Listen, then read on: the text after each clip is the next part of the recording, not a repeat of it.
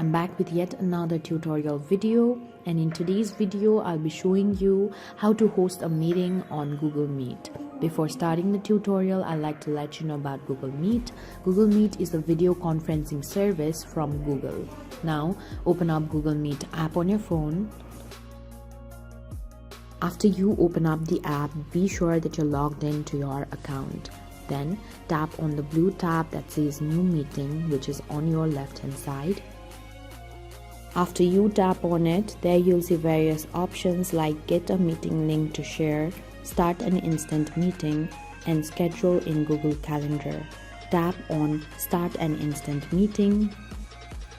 Now tap on Share Invite to share the meeting link with others you want in the meeting. Here you can see that you can share your meeting link with others via various apps like Snapchat, Instagram, WhatsApp, Messenger, Facebook, and more. This way you can host meeting on Google Meet.